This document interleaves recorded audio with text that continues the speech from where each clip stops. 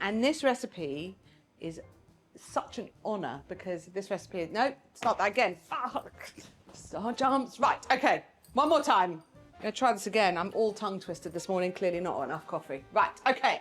Heavenly Halva cake from Sesame, written by Rachel Simons, my amazing friend who's owner of Seed and Mill, the purveyors of the best halva and tahini. So obviously, this is a halva crumble on top with some Pump Street chocolate and some toasted California pistachios. I'm bringing everyone together that I love today. This recipe was made for exactly 2 years ago when I went to New York and taught in Chelsea Market with Rachel. We had the best time. I wrote this recipe for that class, and then she said, can I put it in my book? So I said, of course, it would be my greatest honor, which it is. It is filled with recipes, all with the humble sesame seed that actually changes our lives. There's some amazing contributors. You need the book, you need the cake. It has this crumble of halva, pistachios and chocolate running through it. It's an amazing sour cream cake. It's basically a coffee cake, but the halva version, the heavenly halva version. Let's make it. The cake itself is actually really quick to put together. However, there's a few stages of preparation which are important. And the first is greasing your bundt tin. Now, don't have to make this cake in a bundt tin. If you do not have one, you should still make the cake because it works brilliantly in a loaf. Bundt tins, I love, they're so beautiful, everything's so pretty, but there's always a stress. So you have to have been very good that week. You have to pray to the bundt tin gods at every stage, but you can help yourself, and that is you grease it well. I find personally butter works much, much better on a bundt tin than oil. I know there's people who use all those sprays. I'm not really into the sprays personally, but you do you. I am going to take a nice knob of soft butter and I'm going to run it through every crevice. Now, we're going to do this as the first stage of baking the cake because when we bake, you want to make sure your tin is ready because the chemical reaction of the baking, we've got baking powder and baking soda in this cake because it's a dense crumb with the sour cream, which I have to get out of the fridge. That reminds me, I've forgotten something. The key ingredient of the cake. You want to make sure that the rising happens not while you're lovingly greasing your cake tin, which you've forgotten to do, but actually in the hot oven. So you want to be quick. You want to get it in the oven as quickly as you can.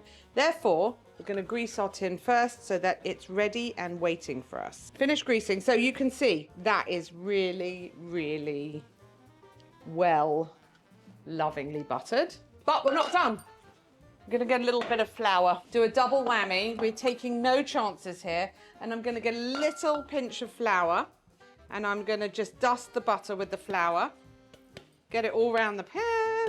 Look, here, I'll do it this way around so you can see what I'm doing. How about that? Isn't that clever?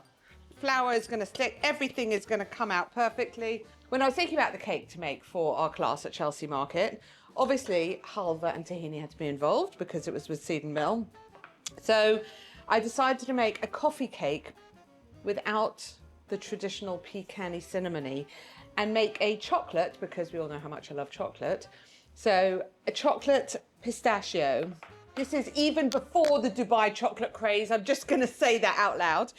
So we've got halva, pistachios and chocolate as our crumble, which is going to run through the middle of the cake. If you make this in a loaf tin, you can actually just stir this mixture through the middle and leave a bit for the top prettiness. But with a bundt cake, I don't want it going through the batter because I don't want the bits to stick to the edge. I want to ensure it's coming out of the tin. Also, you don't want it to interfere, give such a smooth edge. Right, so I've got pistachios going into my halva. I have toasted these and lightly chopped them. I have chopped up some 72% Pump Street chocolate. You know me, you know that that is an essential. And I'm just going to literally zhuzh it all up in here. And this is our crumble that is going to go both through the middle of the cake and on top. You know, this is the coffee bit. Okay, that's done. That's ready because we need that to be ready. Onto the cake. In here, I've got some softened butter. I'm going to add 2 sugars. I'm going to add, what am I adding? Caster sugar? Caster sugar, that basic baking ingredient. My brain just went on holiday for a second. And some soft brown sugar. I always use muscovado. I know that in America, it's been sitting out for a bit. I know that in America, soft light brown sugar works really well. You can't always get muscovado. I don't know why. We're not discussing tariffs today. Right, and I'm going to start whisking. You want this to come to nice, creamy, battery, delicious, soft butter, soft sugar. And we're really going to let that go for a couple of minutes till it's fully combined. So here I've got our flour. I actually know the quantities. It's so hard for me not to give you the quantities. I'm going to add some cinnamon. I like a good, it might say half a teaspoon in the recipe. I'm adding a teaspoon. In my mortar and pestle, I've got some cardamom pods. Now you can use ground cardamom. I don't like to. I like to use, oh, sorry for all of those. This is a green cardamom pod. It's got the most amazing flavor. You don't want to overdo it. And I'm going to just give them a smush, get rid of the skins, and inside are these incredible seeds. Right, cardamom is in. Baking powder and baking soda into Tay's little exercise. It's a sour cream cake, so you really want to make sure you get a good rise. The bicarbonate of soda mix is often in a recipe with dairy because the acids just go really well together. And the salt that I somehow almost forgot, half a teaspoon in here. So we're going to mix it with the spoon simply because I don't have a fork here. That's our dry ingredients ready to go. And perfect timing because our butter and sugar has mixed beautifully. 3 eggs, and I'm going to add them one at a time. Inelegantly. You want them to mix through. Dun, dun, dun, dun, dun. Last egg. God, these yolks are gorgeous in these eggs today. Right. Give it a good little extra bit of elbow, which I'm not doing, but that's okay. Time for sour cream. So, sour cream's going to go in. I need not quite 2 of these, but that's okay. I haven't pre-measured it, but luckily I've made this a few times before. And the flour mixture, and I'm going to try not to cover myself in it. Notice there's an apron today. Clear sign of baking going on in the kitchen. Oh my God, this smells amazing. I forgot the vanilla. I'm going to add it now quickly. Shit, forgot the vanilla. Vanilla, even when it sits in front of me. The stress of the camera. Right, okay. So what we're going to do is we're going to put half of this mixture into the lovingly greased, floured baking tin. Right? Dun, dun, dun. And we're going to smooth this around. Basically, that you want to make sure, give yourself as many ways as possible for this not to stick to the edge of the tin. And one way is not to get the sweet halva too attached to the sides. So I'm going to pour this in and I'm going to make a little channel here. Do you want to see this? For the filling. Can you see that? And I'm going to sprinkle it liberally, keeping it as much into the middle as I can.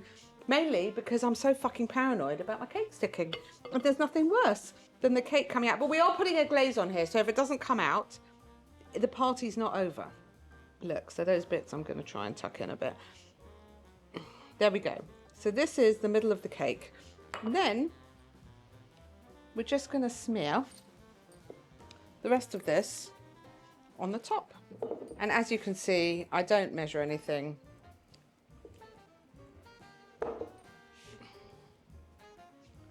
So we need some space at the top. It should not come all the way up to the top. It's going to rise. The cake is now ready to be baked. Say goodbye, sweetie. 40 minutes in the oven. Then we're going to let it rest for 20 minutes before and we're going to spend most of that 20 minutes actually praying to the bundt tin gods that it comes out, and then we're going to turn it out.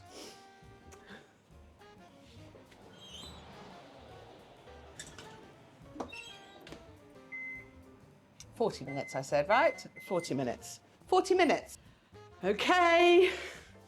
Heart is racing. It's out of the oven. It looks absolutely perfect. It's coming away from the edges. Still warm. It's still slightly burning my hands underneath.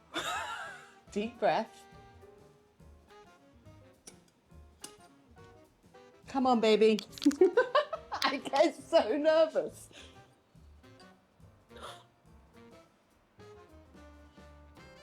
Ta-da! We have a bundt cake. Now we'll let it cool, and then we're gonna zhuzh. Gonna make a little glaze. Now, this is really the optional zhuzhy bit. I shouldn't say this because it's not in the book, but you could just dust this with icing sugar and serve it, and it would be fabulous. But we're gonna glaze it as if we're having a celebration or a party, or we just wanna make it even better. So, got some icing sugar in here. I'm gonna add a little milk to loosen it up. Then, because we're in the realm of tahini and halva, we're going to put some tahini. Now, I have to apologise. I live in London, and while I can get the seeded mill halva at Panzer's, I wonder how, I can't get your tahini, Rachel, so I'm sorry I can't use seeded mill tahini because I can't get it here, and I haven't run it out of the stash that I brought back with me in my suitcase. So really we should be using seeded mill, but we're not. Never mind, we're using a very good tahini, and we're going to put in just a couple of tablespoons. Mix that through, and then a little bit of maple syrup. So I'm just going to whisk these into this gorgeous glaze. Like all icing sugar dishes, it will loosen, so it's going to start at that consistency, and then in another minute it's going to be a bit thinner. And now, because it's a bundt, I'm going to do my very just drizzle, and it's going to fall down all the edges. There is nothing exact about this science going on here, just like that. Every single time it's different. This is not a buttercream. There's no two ways of it being the same. And this is also going to allow our crumb to stick to it so beautifully. And this is going to go all across the top here. I mean, does that not look fabulous? This is definitely the cake. That is a big piece of chocolate. I might actually eat that. I didn't chop that too well. Listen, it's a chef's kiss, right? Heavenly Halva cake. And the title really describes, what is it? The cake? The food? What is it? What are we talking about? It's a perfect description of what I'm about to shove in my mouth. How's that? Heavenly Halva cake. There's no point me talking about this incredible crumb that runs through the middle if I don't show it to you. So, let's have a slice. Look at that. You can see everything running through the middle. I'm going to try and not drop this. You can see the gorgeous crumb of the cake. Whoa! Da, da, da. It's filled with flavour. The cardamom and the cinnamon are shining through.